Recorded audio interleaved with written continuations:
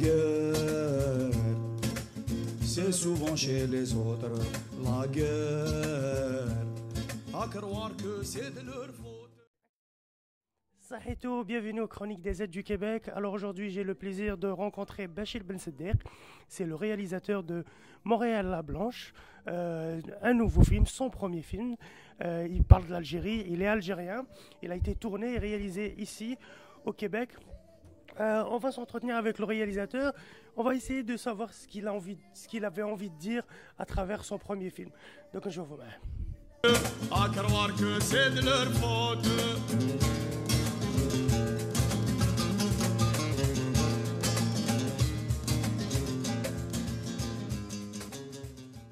Bachir, bonjour. Salut Malik. Merci de me recevoir. Merci à toi de m'inviter. On va parler de ton dernier film, ton premier aussi, à Montréal la Blanche. Alors toi, tu es réalisateur de documentaire à la base, donc tu as réalisé ton premier long métrage. Premièrement, est-ce que tu peux nous faire le pitch brièvement du film, de quoi ça parle?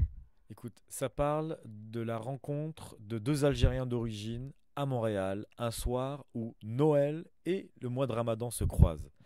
Amoukaran, chauffeur de taxi, embarque Kahina, une femme à la recherche de son mari, et il reconnaît en elle une chanteuse de pop qui croyait morte assassinée au pays. Et ensemble, ils font un voyage au bout de la nuit, au cours duquel les circonstances dramatiques de leur venue ici vont ressurgir. Si tu veux, je te le fais en plus court. C'est bon, c'est parfait. C'est pour ça que je t'ai dit de le faire, parce que moi, toi, t'es bien rodé. Alors le film, il sort le 18 mars. Est-ce qu'il y a prévu une sortie algérienne? Pour le moment, il n'y a rien de prévu. Je te dirais que même, il n'y a pas de distribution internationale qui a été signée pour le moment. On a été au Festival international de Rotterdam, on a eu notre première mondiale, on a pris des contacts par mail, rencontré des gens, mais il n'y a pas de distribution à l'extérieur du Canada français même, je te dirais, de prévu pour le moment. Alors on va essayer de rentrer un peu dans le vif du sujet. Le film, c'est l'adaptation d'une pièce de théâtre, je crois, Oui. que tu avais écrite il y a plus de 10 ans. Toi, tu as quitté l'Algérie en 92. Tu n'as donc pas vécu la décennie noire en Algérie. Du coup, qu'est-ce qui t'a poussé alors à explorer cette période que tu n'as finalement donc pas vraiment connue, que tu as donc dû te baser sur un peu ta perception de ces événements et comment ils ont pu affecter les gens qui ont vécu là-bas et qui l'ont vécu dans leur chair. Donc comment... Écoute, c'est ça, c'est que cette décennie-là, la décennie noire, je l'ai passée à Montréal. Et je l'ai vécue comme un Algérien de l'étranger, avec la peur pour ma famille, avec la peur pour mon père dont je savais qu'il n'avait pas la langue dans sa poche, où je me disais j'étais inquiet pour lui, et avec un Algérien vivant, comme un Algérien vivant ici. Donc moi j'étais un peu poursuivi par ces images d'horreur que je voyais dans la presse tous les jours, et je dis mais nom de Dieu, mais qu'est-ce qui arrive à mon pays? Qu'est-ce qui est en train de se passer? Wesh. Ma pièce de théâtre, quand on m'en a confié le mandat, c'était pour... on m'a dit tu as carte blanche pour parler des Maghrébins de Montréal, tu fais ce que tu veux. Alors je leur dis bon, alors il fallait faire vite, je leur dis écoutez, s'il faut faire vite, on va concentrer ça sur une communauté. Les Algériens, moi quand je suis arrivé ici, quand je disais que j'étais Algérien, les gens me disaient et c'est-tu un petit peu comme Marocain? Je dis ouais c'est ça, c'est un peu comme Marocain, on peut dire ça comme ça. Mais sauf qu'aujourd'hui tout le monde sait ce que c'est qu'un Algérien. C'est un ingénieur ou un médecin qui conduit un taxi. Voilà. Donc du coup, ma pièce de théâtre s'est intéressée à ça parce que je me suis intéressé à cette communauté qui était arrivée ici, qui était un petit peu paniqués par l'espèce d'urgence dans laquelle ils avaient quitté le pays pour sauver leur peau et choqués par le fait que leurs diplômes et leurs compétences, leur expérience n'étaient pas reconnus. Ça a été une espèce de psychose générale vécue par beaucoup de gens qui sont arrivés ici entre 95 et 2000, je dirais, là, qui est vraiment, ça a été très très dur pour eux.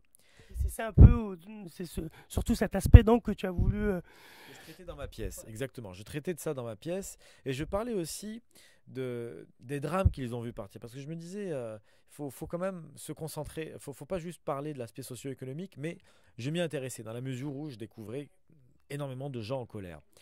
Et quand tu me dis, je ne l'ai pas vécu, tu sais, je pense qu'il y a des... Dans ta chair. Dans ma chair, c'est ça. Mais non, mais tu as raison. Et bien évidemment, je ne l'ai pas vécu. Il y a des gens de ma famille, hein. On a été touchés de près, mais j'y étais pas. Sauf que je pense qu'il y a des événements, il y a des périodes qui définissent des générations. tu vois. Je me suis documenté, j'ai beaucoup lu là-dessus. Et quand j'ai vu la pièce, je me suis dit, je ne peux pas arrêter ça là. Il faut que je pousse plus loin l'expérience. Mais ce n'était pas tant dans mon rapport à la dessinée noire que dans mon rapport aux personnages que j'avais rencontrés. Donc moi, je trouvais qu'il y avait... je voulais qu'il y ait une confrontation entre des personnages, entre des tenants de, de deux tendances un peu différentes, des Algériens pas tout à fait pareils l'un que l'autre, qui se confrontent ici. Et écoute, j'ai écrit peut-être 25 versions, hein, 13, 14 officielles, mais 25. Voilà. Et j'ai jeté une quantité incroyable de scènes, de répliques et de tout ça, qui était beaucoup plus généreuse en explications pour un public non averti sur ce que c'est qui s'est passé en Algérie, sur les tenants et les aboutissants de tel ou tel camp. Et tout ça, c'est parti à la poubelle parce que je me suis concentré sur des individus, leur trajectoire personnelle et leur drame profond. Je me suis dit, finalement, c'est ça qui est plus cinématographique. Le film aborde bien sûr la question de l'intégration. Toi, tu confortes deux modes.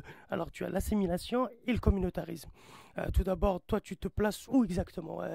Comment tu as vécu ton immigration? Je sais pas, par exemple, est-ce que tu étais pour la charte ou pas? La charte... La laïcité qui a été faite par le Parti québécois en 2014. Moi, j'aurais été pour une charte de la laïcité si elle avait été faite pour la laïcité. Sauf que cette charte-là, le premier nom qu'elle portait, c'était un nom absolument écœurant, quoi. La charte des valeurs québécoises. Ah ouais, je savais pas que les valeurs laïques avaient été inventées ici. Putain, c'est marrant, tu vois. Non, moi, j'étais pas du tout pour cette charte-là. Je pense que si des gens veulent une charte de la laïcité et qu'ils en ressentent un besoin incroyable, pourquoi pas? C'est très bien d'affirmer sa laïcité, mais pas de cette façon-là. Mais tu vois, tu as raison, je conforte communautarisme et assimilationnisme, mais je ne les conforte pas. C'est-à-dire ce que je n'aime pas, c'est la diabolisation d'un mode de vie ou d'une attitude par son antagoniste. Je ne suis ni assimilationniste, ni communautariste, bien que l'assimilation et l'intégration, pour moi, c'est Moussa Hadj, Hadj Moussa. C'est la même chose pour moi. C'est tôt ou tard. On n'immigre pas ici pour vivre comme on vivait à Bab el-Oued, à Albier, à Al-Oued ou à Tamanrasset. C'est ça la question, parce que le Canada, c'est un pays communautariste. En fait, il n'oblige pas ses immigrants à s'assimiler. Donc, toutes les communautés ont leur café, leur restaurant, ils ont leur quartier. C'est donc pas une spécificité algérienne, déjà à la base. Mais moi, ce que j'ai eu l'impression, c'est que c'est uniquement chez les Algériens où on trouve ce débat entre ceux qui veulent se fondre dans la masse et ceux qui veulent pas se mélanger. Alors que les autres communautés, j'ai l'impression qu'ils se posent moins cette question. Mais t'as déjà vu quelqu'un d'autre qu'un Algérien te dire je veux bien m'intégrer mais pas m'assimiler? C'est ça aussi, c'est qu'on est les seuls à vouloir tenir à cette distinction. Autrement, dans ce cas-là, si tu veux pas, dans 2-3 générations, de toute façon, on est tous assimilés, qu'on le veuille ou pas. Regarde, en France, ceux pour qui ça va bien, évidemment. Si on commence à créer une société à deux vitesses, avec des laissés-pour-compte du développement, comme il s'est passé en France, c'est sûr qu'il n'y aura pas d'assimilation, c'est clair, et il n'y aura pas d'intégration non plus. Il y aura un ghetto avec des cas sociaux qui vont se créer. Mais je regarde la majorité des vieilles communautés, parlons des vieilles communautés, hormis quelques exceptions ultra-religieuses, et je dirais imperméable à la communication avec les autres, hein, tu vois, regarde, un juif hassidim, c'est un juif hassidim, tu vois, lui il est persuadé que partout il ira, il sera comme ça. Mais après tu as aussi les Italiens, les Grecs. Eux aussi, ils sont restés plus ou moins communautaires. Après, c'est des blancs européens, donc peut-être qu'ils se fondent plus dans la masse, mais ils sont restés quand même très attachés à leur communauté. Tu as aussi, je parle même pas des Chinois, c'est vrai. Oui, les Italiens et les Grecs il y a des Italiens et des Grecs au Parti québécois, au Parti libéral du Québec. Il y a des gens qui sont souverainistes, qui se c'est autre chose. Moi, je te parle pas d'avoir la représentation. Je parle vraiment du mode de vie. Je te parle vraiment du mode de vie de ces communautés.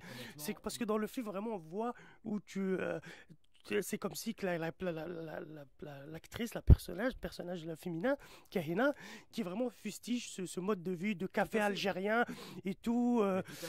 Lui, il est là, il essaie même de lui donner des leçons, des choses comme ça. Il essaie de faire l'algérien et tout, donc elle le remet à sa place. Oui, mais à la fin, c'est exactement. Mais elle, justement, elle a été un peu trop loin. C'est-à-dire un peu trop loin. Elle a été loin.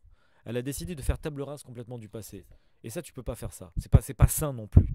C'est pas plus sain de faire table rase du passé que de s'y accrocher désespérément.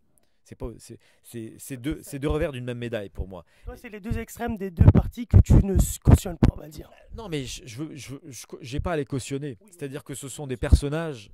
J'avais envie que ces deux discours-là s'entrechoquent. Je peux pas te dire qui a raison. Il y en a un qui visiblement le vit mal parce qu'en s'accrochant à son passé, il s'accroche à ses cauchemars et refuse de voir ce qu'il y a devant lui.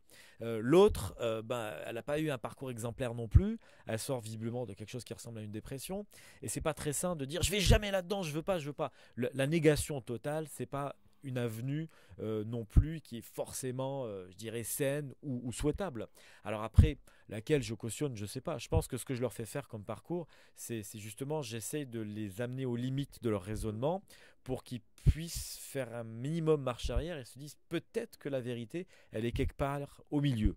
C'est un petit peu ça que je fais. Moi, parce que ça, c'est une perception peut-être personnelle, c'est pour ça, quand j'ai vu le film et tout, je me suis dit, ça ressemble un peu à une hymne à l'assimilation, parce que j'ai vraiment vu le personnage Kaina comme un juge, un peu, c'est elle qui était un peu en position de force, et qui faisait un peu donner la leçon de morale, donner un peu au taxi, qui était plus ou moins effacé, on le voyait comme ça. Regarde, donc c'est un peu oui.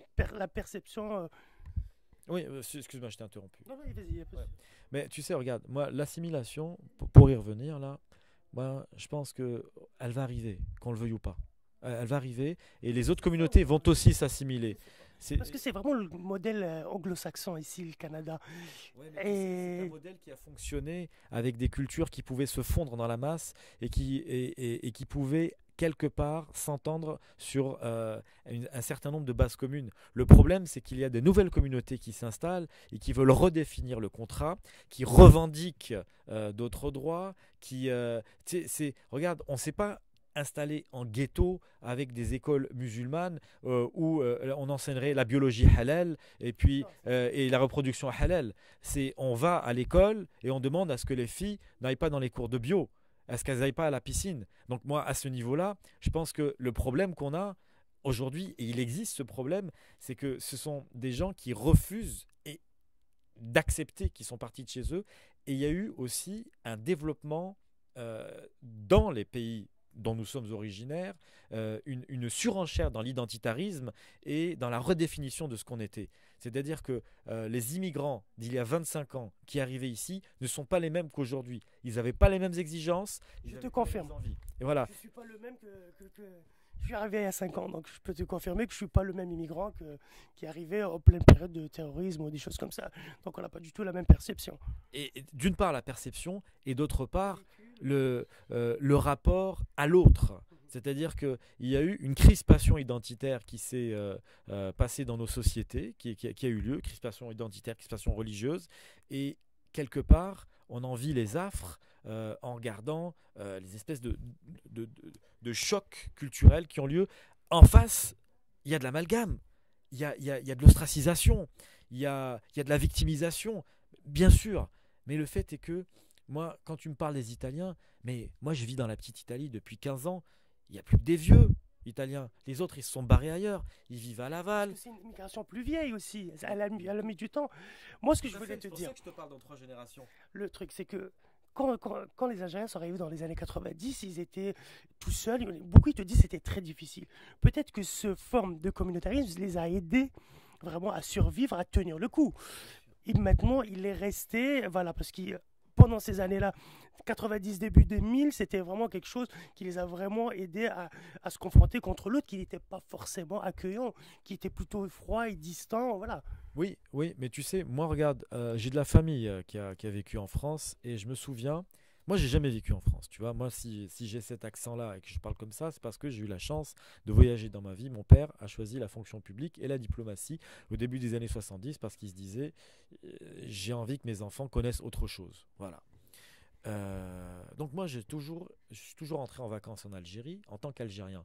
Quand tu es fils de diplomate, tu représentes le pays.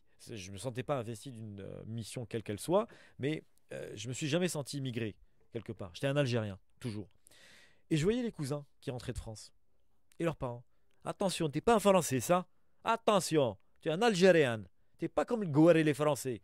Tu vois, et j'entendais cette espèce de refus de devenir ça. Et quand je vois ce que la France est devenue, alors je généralise peut-être, mais il y a eu un problème. Il y a eu une envie, une espèce d'envie de ne pas changer, une espèce d'envie de rester ce qu'on était dans cet univers qui était déjà pas très accueillant et plutôt hostile. Alors c'est la poule et l'œuf aussi, tu me diras qu'est-ce qui a causé l'un ou qui a causé l'autre. Mais et ça crée une espèce de situation insupportable quand je vois la façon dont les Français vivent, dont je ne voudrais pas qu'elle s'exporte ici, parce qu'ici il y a une entente, un communautarisme, c'est vrai, basé sur une entente, comment dire, réciproque. Et, C'est le modèle lui-même qui impose ça. mais le modèle, mais regarde le modèle britannique, ils se sont cassés la figure avec ça, ils ont joué avec le feu et ça ne fonctionne pas forcément non plus. C'est-à-dire que ça crée des ghettos et on est au sein d'une société, la société québécoise, qui est différente du reste du Canada. Le reste du Canada se définit culturellement par la mosaïque, c'est un peu un héritier. C'est un héritier de l'empire colonial britannique, tu On sais. est d'accord, c'est pour ça peut-être que les communautés ont plus de mal ici, parce qu'il y a beaucoup l'empreinte française, un peu l'historique. Et les gens ont besoin de se définir eux-mêmes. Les gens ont besoin de se définir et ont besoin de définir ce que le Québec est. Alors, ils font partie de cette mosaïque-là. Et ça va arriver. Alors, mais en même temps, c'est un drame l'immigration. Hein. Tu sais, moi, je ne le juge pas. Je pense que la première génération, c'est très dur parce qu'elle voit les paradigmes qui les ont définis se déliter dans cet ailleurs que constitue la société d'accueil et la réinvention du paradigme chez leurs enfants. Tu vois, c'est très dur. Et la deuxième génération, elle est touchée aussi parce qu'elle voit la souffrance vécue par les parents ou la redéfinition, parce qu'il n'y a pas besoin de souffrir, juste se remettre en question, c'est un exercice qui n'est pas évident. Et je rajoute à ça leur propre mise en question. Tu vois, c'est peut-être au bout de la troisième qu'on peut dire, ok, ils sont arrivés et ils seront musulmans peut-être, ou autre chose. Mais ils seront québécois, ils seront canadiens, avec des origines, mais ils seront là, ils seront chez eux. Et Kahina et Amqaran ne sont pas encore chez eux. Elle se réinvente un chez elle en disant, de là où je viens, c'est plus chez moi, je suis ici. Et lui, c'est, je sais pas d'où je suis. Je sais pas d'où je suis. Mais tu vois, je veux pas prendre de position, mais en même temps, quand tu me demandes d'opposer assimilation, intégration, j'ai du mal. L'un n'est que la projection de l'autre dans un avenir prochain. Alors Bachir, le film sort le 18 mars, c'est ça? À quelle salle? Dans quelle salle? Alors pour l'instant, on sait qu'il va être au cinéma Beaubien. On est encore en quête d'une autre salle pour pouvoir se rapprocher des zones où il y a la communauté algérienne ou arabo-musulmane ou quoi que ce soit. Mais pour l'instant, c'est le Beaubien. C'est la seule salle. Le 18 mars, Beaubien. Exactement. Alors on a besoin de beaucoup de monde le premier week-end. C'est ce qui fait qu'on peut avoir 2 semaines en salle. Et dans les premières semaines, si on a encore plus de monde, c'est ce qui nous garantit d'avoir 1 mois en salle. C'est Beaubien et Iberville, c'est ça Beaubien et Désérable. Mais c'est une rue avant Iberville. Donc on y est. Je connais le cinéma. Michel, merci. Merci de. C'était un vrai plaisir. Écoute, partagez. J'espère à la prochaine fois, un prochain film et puis pour d'autres projets. Avec plaisir. Allez, salut.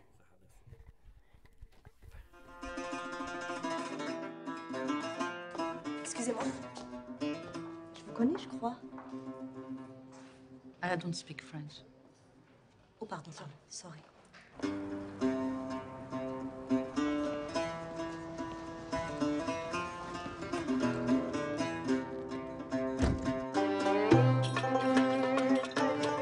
Vous m'avez reconnu tout de suite? Une chanteuse. Quelle chanteuse? C'est vous, Kahina Katoub? C'est moi. Une fois morte, je suis devenue célèbre. Papa, elle est où, maman? J'ai divorcé. Ça se fait pas chez nous. Je veux la garde partagée. Qu'est-ce que penserait votre femme de savoir que le soir de Noël, le jour où vous faites le plus d'argent, vous êtes avec une femme, votre idole de jeunesse? Ça vous arrive de faire des cauchemars? Ça m'arrive chaque ramadan. Oui, ma baba. Des fois, j'aimerais bien rembobiner le passé. Pouvoir revenir en arrière, effacer certaines choses. Vous venez vivre ici comme si vous étiez jamais parti. Les autres, c'est les autres. Nous, c'est nous. عجبتكمش الغنية واقيلا؟ C'est pas mieux en Arabie Saoudite. C'est pas possible, moi ça fait des années hein, que je fais tout pour éviter ces gens-là. Descends. Vous n'avez pas le droit de faire ça, il pourrait porter plainte. Pourquoi vous faites ça pour moi? C'est pas tous les jours qu'on croise un fantôme. Madame, êtes-vous correct?